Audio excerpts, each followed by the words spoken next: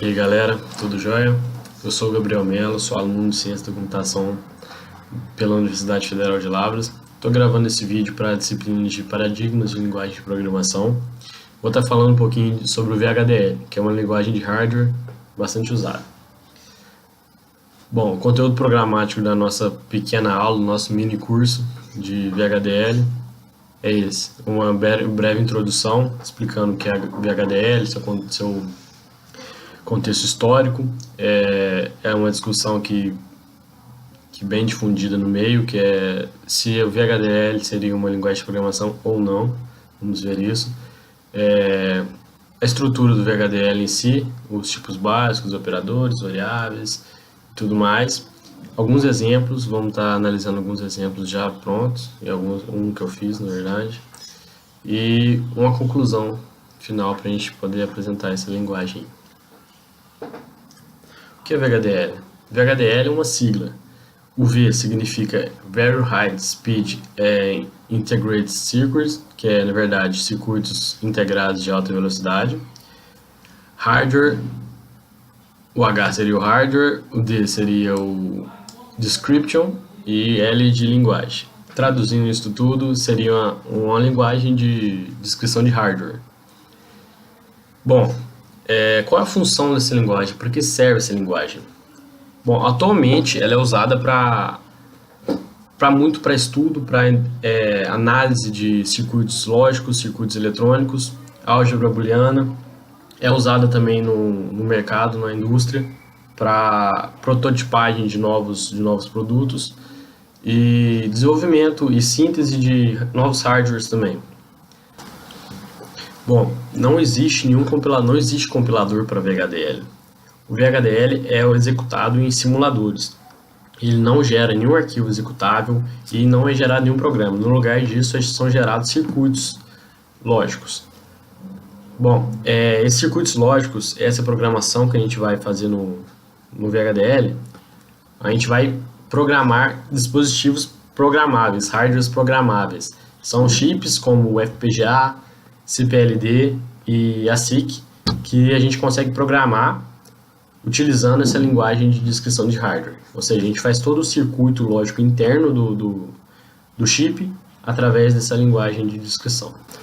Como exemplos de simuladores para o VHDL, a gente tem os mais famosos, são o da Altera, o Quartus 2, e o outro muito utilizado também é o ICE Simulator da Xilinx. Eu particularmente nunca utilizei ele, só utilizei o Quartus 2 e me atendeu bastante.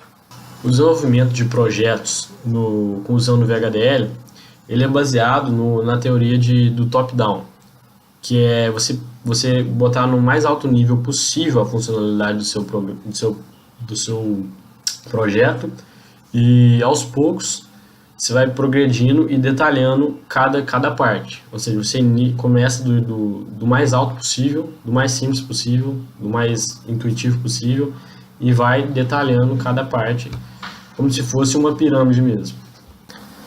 Bom, existem outras linguagens de descrição de hardware no mercado, como o Verilog e o System-C, porém, o mais utilizado é o VHDL.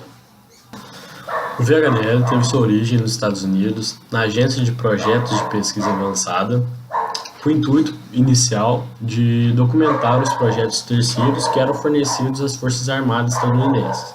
Por se tratar de uma tecnologia militar, por questões de segurança, empresas não tinham acesso ao projeto inteiro das Forças Armadas, por exemplo, e elas necessitavam fazer somente uma parte desse projeto, e não havia uma documentação padrão que descrevesse os hardwares em geral. E nesse cenário foi identificada a necessidade de criação de uma linguagem que traduzisse e padronizasse os projetos em geral. Assim nasceu o VHDL.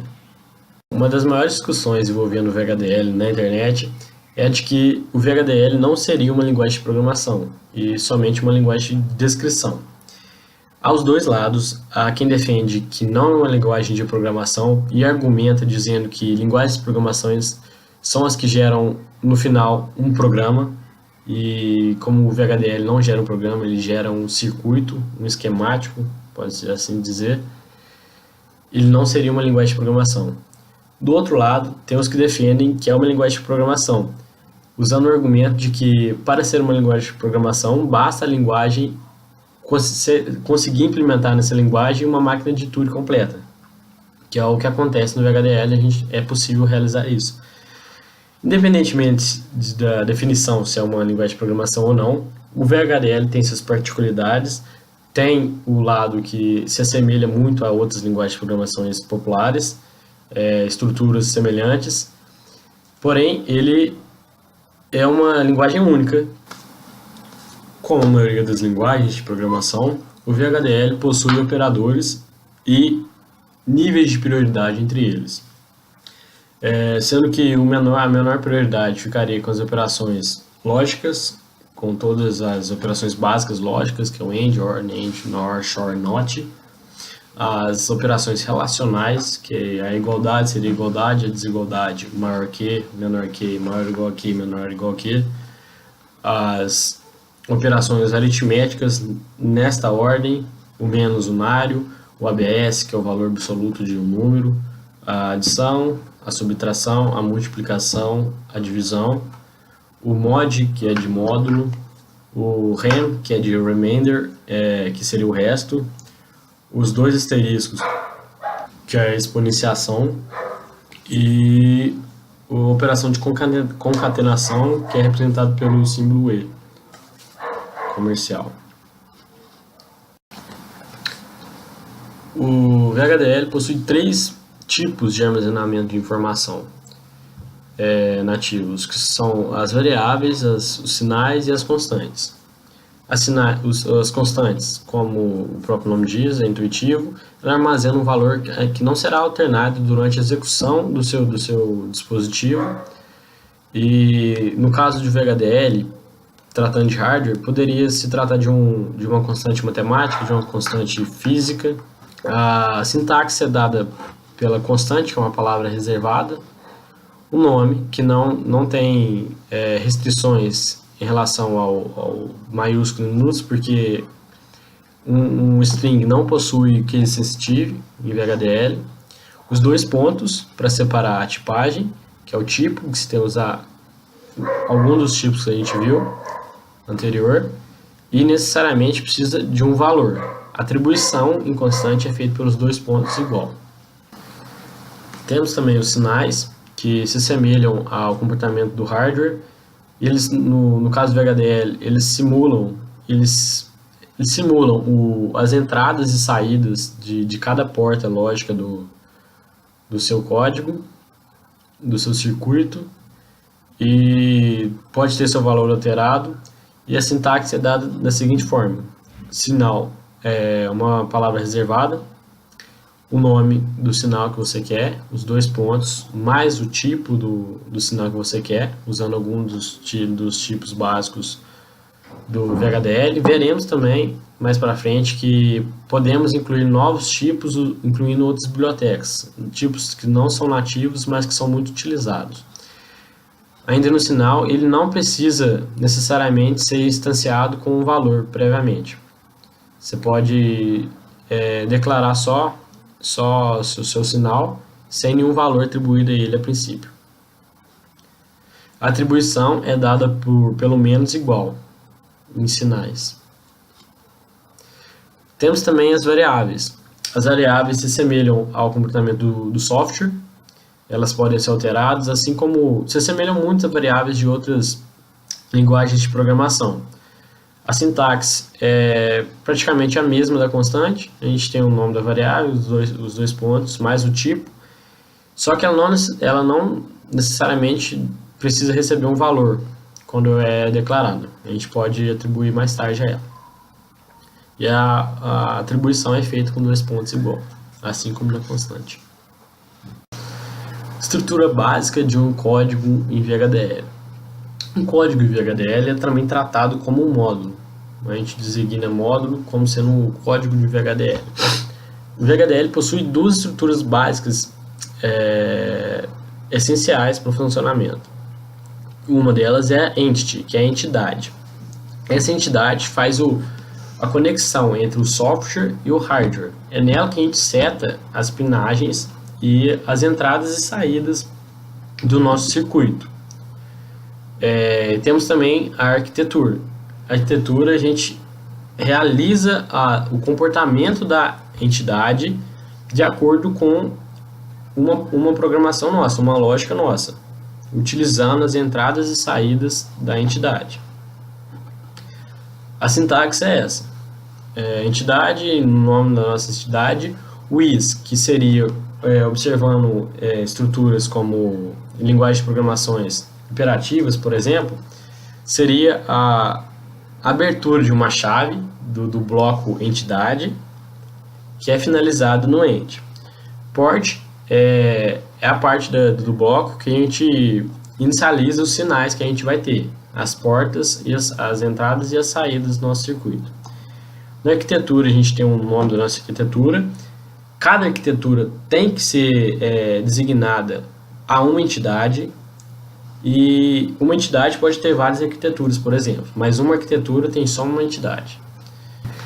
Possuímos funções especiais de HDL que nos auxiliam na simulação e na depuração do nosso código /circuito.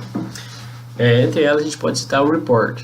Report nada mais é que uma saída para o console do seu simulador, que pode te avisar e te ajudar na depuração.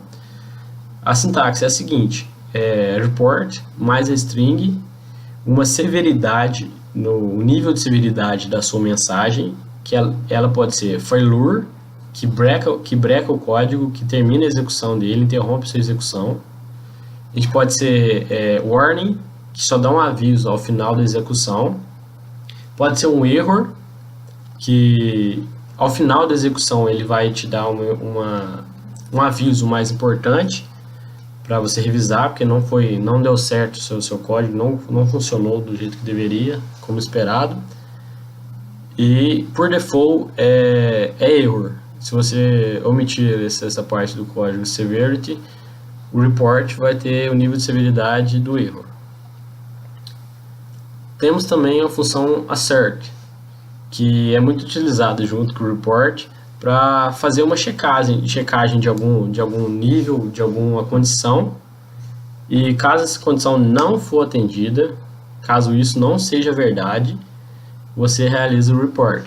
Nesse caso aqui, a gente usou o assert, comparando se o A é diferente de B. Caso A for igual a B, ele vai rodar essa parte do código, que é o report A é igual a B, com a severidade warning. Usando mais uma vez o report aí. Ainda de funções úteis, a gente tem a wait, que nada mais é uma interrupção no funcionamento do seu código, do seu circuito, do seu sistema, que ela pode assumir 3 valores. Wait until, que é até uma condição ser satisfeita, até, por exemplo, nesse caso, o pino contador for igual a 0, o programa vai ficar parado naquela posição do código.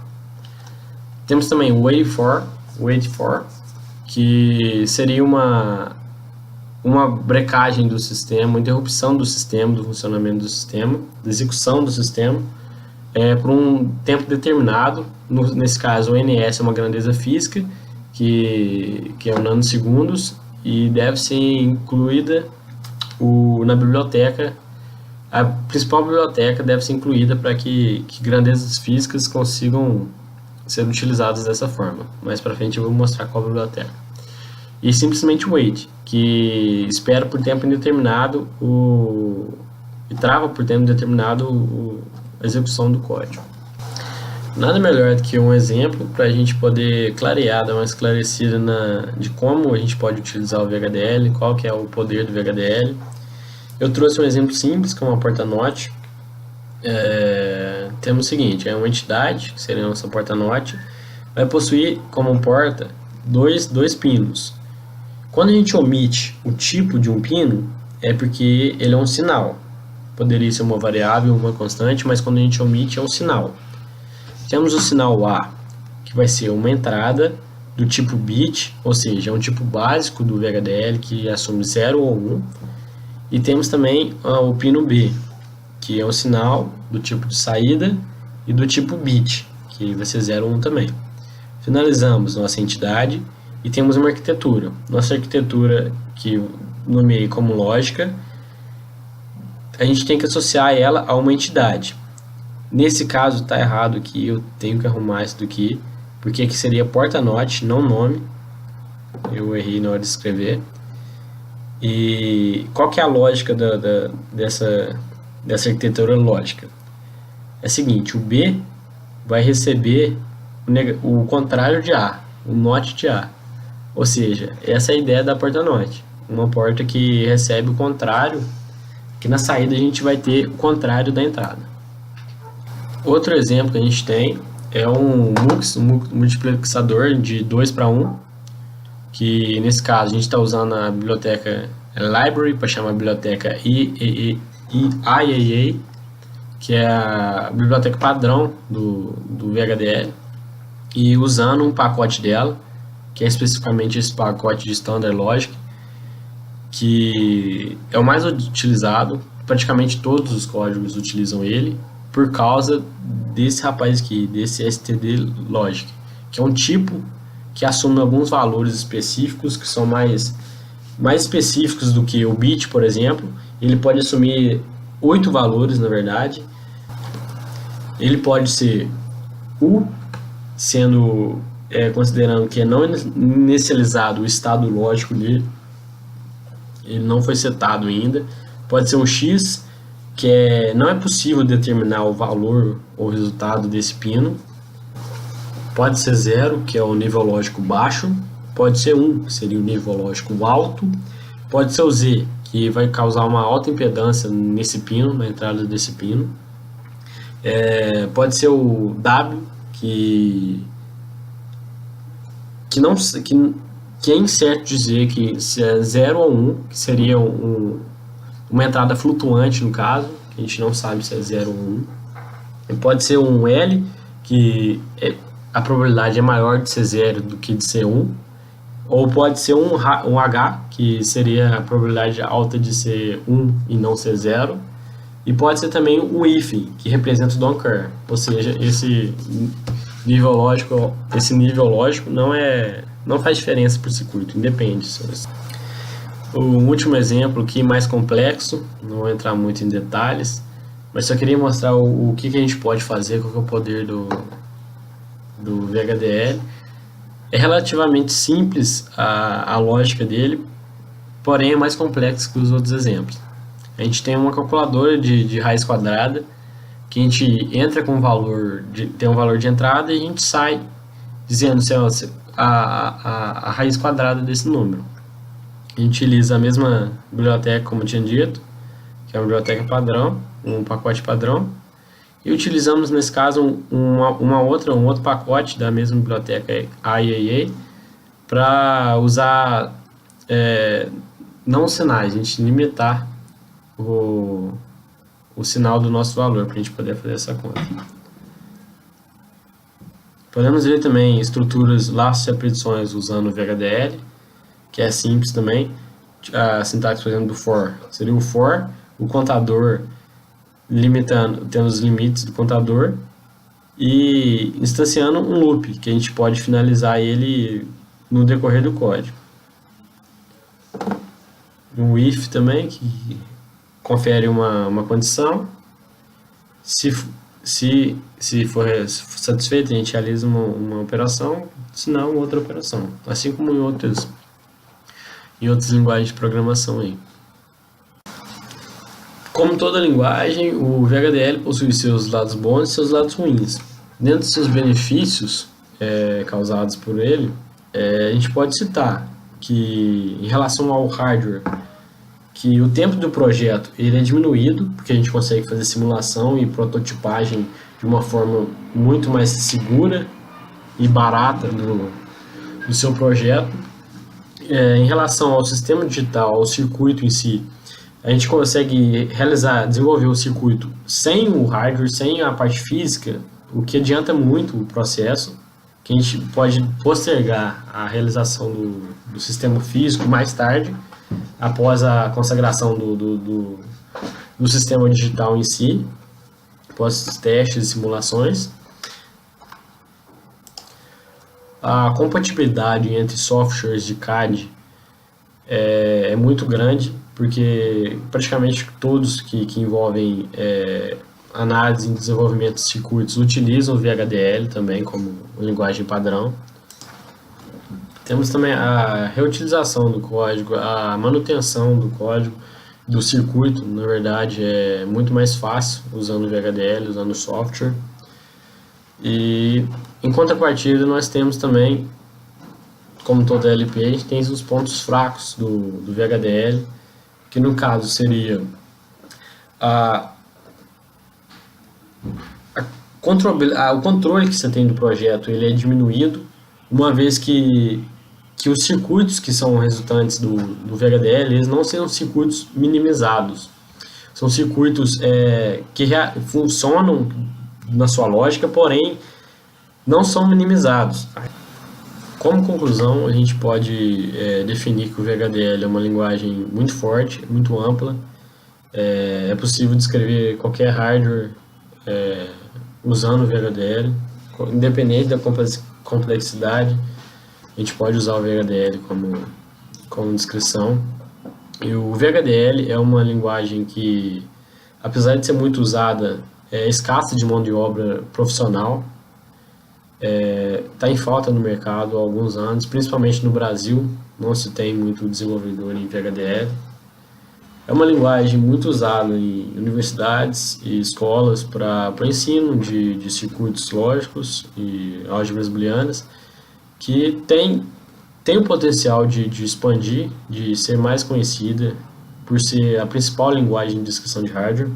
E o VHDL nos proporciona uma visão melhor do funcionamento dos hardwares. Quando a gente programa o VHDL, a gente consegue visualizar melhor o que cada parte do hardware vai fazer, qual o resultado, qual o estado de cada parte do hardware, sem a gente consultar, sem a gente fazer a depuração. A gente, conhecendo a nossa lógica, a gente vai saber o que vai estar em cada saída, em cada parte, em cada trecho do seu circuito eletrônico. Eu, particularmente, utilizo o VHDL em projetos pessoais e busco sempre estar estudando um pouquinho mais, para saber conhecer melhor essa linguagem, que, igual foi dito, é uma linguagem, apesar de ser muito usada mundialmente, não é muito difundida, principalmente aqui no Brasil. Eu recomendaria para todo mundo que gosta de hardware, que gosta de computação, ou que gosta mesmo de software, porque atrás de todo software a gente tem o hardware, aprender e conhecer mais essa linguagem que